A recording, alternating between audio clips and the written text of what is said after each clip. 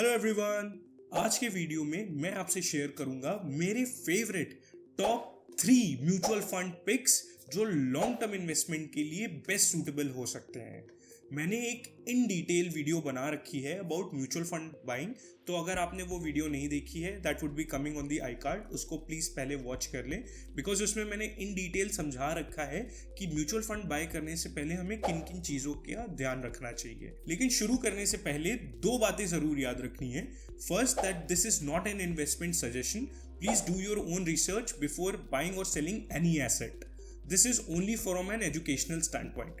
Second, कि हम लोग म्यूचुअल फंड्स को कंसिडर करते टाइम उनके पास्ट परफॉर्मेंसेस को नहीं देखेंगे बिकॉज हम सब ने ये ऐड हर जगह सुन रखा है। Mutual fund investments are subject to market risks. Read all scheme related documents carefully. अबे साले।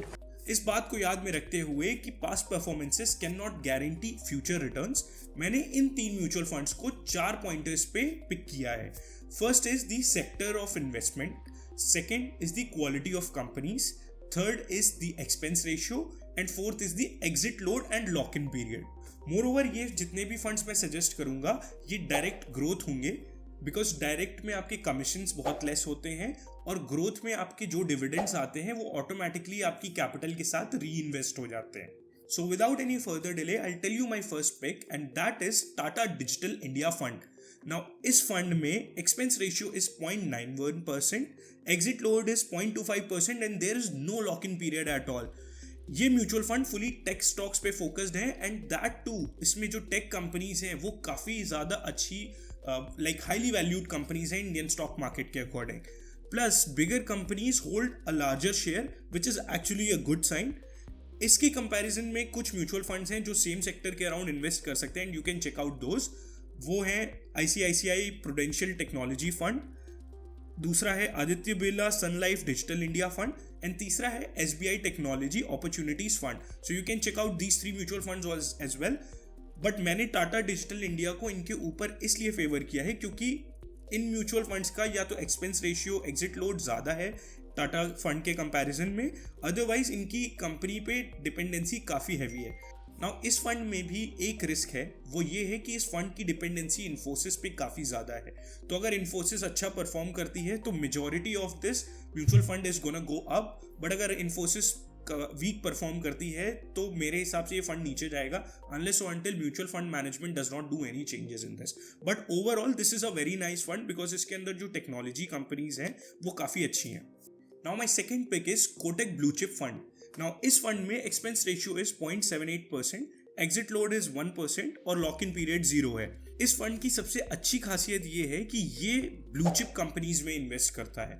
ब्लू चिप कंपनीज बेसिकली वो कंपनीज होती हैं जो स्टॉक मार्केट में काफ़ी टाइम से होती हैं, काफ़ी डोमिनेंट कंपनीज होती हैं अपने मार्केट के लीडर्स होते हैं एंड ये काफ़ी फाइनेंशियली साउंड भी होती हैं। एग्जाम्पल आपकी बड़ी कंपनीज हो गई जैसे रिलायंस, HDFC, इन्फोसिस, TCS, इस तरह की कंपनीज जो काफ़ी वेल एस्टैब्लिश्ड हैं और इन्वेस्टर्स को काफ़ी टाइम से रिटर्न्स अच्छे जनरेट करके देती आ रही हैं, अच्छे प्रॉफिट्स बनाती आ रही हैं, वो एग्जैक्टली ब्लू चिप कंपनीज कहलाती हैं।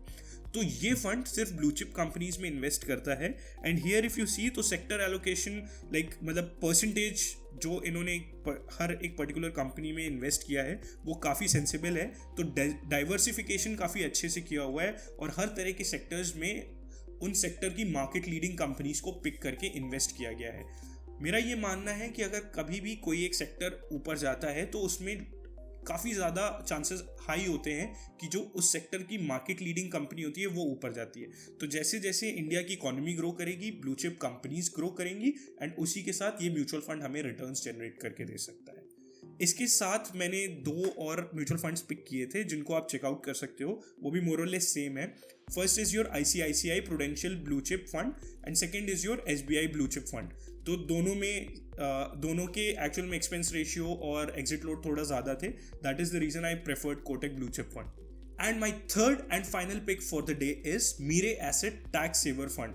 नाउ इस फंड में मैं आपको कुछ भी एक्सप्लेन करने से पहले आपको ये बता देता हूँ कि ये फंड एक ELSS फंड है। ELSS का फुल फॉर्म होता है equity link saving schemes.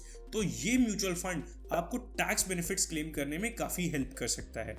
Now जैसे मैंने कहा कि ये एक ELSS फंड है, तो इस वजह से इसका लॉक इन पीरियड 3 साल का है, but the good part is कि एग्जिट लोड इज 0% और एक्सपेंस रेशियो भी काफ़ी कम है विच इज़ 0.57%। तो अगर ये 3 साल का लॉक इन पीरियड आपको तंग नहीं कर रहा है तो ये one of the best funds है जिसमें आप इन्वेस्ट कर सकते हो, बिकॉज आपको टैक्स सेव करने का बेनिफिट तो मिलेगा ही मिलेगा। दूसरी चीज़, ये सिमिलर एसेट क्लासेस में इन्वेस्ट करता है। So if you look at the portfolio of this fund तो आप देख सकते हो इसमें भी वही काफ़ी सारी ब्लू चिप कंपनीज हैं जिसमें इसने इन्वेस्ट किया है। तो एक तरीके से डायरेक्ट अगर आप ब्लू चिप में इन्वेस्ट नहीं करना चाहते हो, ज़्यादा एक्सपेंस रेशियो नहीं पे करना चाहते हो, plus at the same time हर साल आप 1.5 लाख रुपए अपने सेव करना चाहते हो, so this should be your go to fund. और इस म्यूचुअल फंड के मैंने 3 ऑल्टरनेटिव फंड्स देखे हैं। First is your Canara Robeco equity tax saver fund, second is your IDFC tax advantage ELSS fund, and the third is SBI long term equity fund. So मेरे asset fund को choose करने का मेरे कुछ reasons हैं over these 3 mutual funds जो मैंने अभी आपको बताए। फर्स्ट वन इज कि इसका expense ratio compare to the other ELSS funds is less. Second कि मेरे एसेट हो सकता हो आपको लग रहा हो कि यार ये कोई नया बैंक है, why should not I go with more credible names like SBI, HDFC, ICICI, but ये कंपनी एक्चुअल में साउथ कोरिया की एक काफ़ी पुरानी स्टैब्लिश्ड फाइनेंशियल सर्विसेज फर्म है जो ऑलमोस्ट 25 साल से ऑपरेट कर रही है। So it's a quite long time एक किसी फाइनेंशियल कंपनी के लिए ऑपरेट करना। तो वो भी अपनी मार्केट में एक वैल्यू बना के रखे होते हैं। And the third reason is its fund size. So ELSS funds मैंने जितने भी देखे, I could not find any fund जिसका फंड साइज मेरे एसेट टैक्स सेवर फंड से ज़्यादा हो if you compare it to other ELSS funds. तो फंड साइज जब ज़्यादा होता है तो म्यूचुअल फंड मैनेजर्स भी कभी कभी ज़्यादा अकाउंटेबल होते हैं कि हाँ उनको रिटर्न्स जनरेट करके देने हैं। तो that was a more important reason according to me. तो अगर म्यूचुअल फंड में इन्वेस्ट करना चाहते हो और आज तक डीमैट अकाउंट नहीं ओपन कराया है तो यार अब करा लो। डिस्क्रिप्शन में पिन कमेंट में लिंक्स छोड़ दूंगा। किसी भी लीडिंग ब्रोकर के साथ, जीरोधा, अपस्टॉक्स, एंजल वन, 5 पैसा, किसी के साथ भी अपना डीमैट अकाउंट ओपन करा के अपनी म्यूचुअल फंड जर्नी को स्टार्ट करो।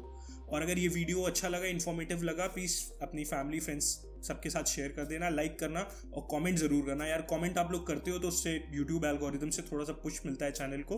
That would mean a lot to me if you will do that. And first time आए हो तो सब्सक्राइब जरूर करना। I will see you in the next video. Bye.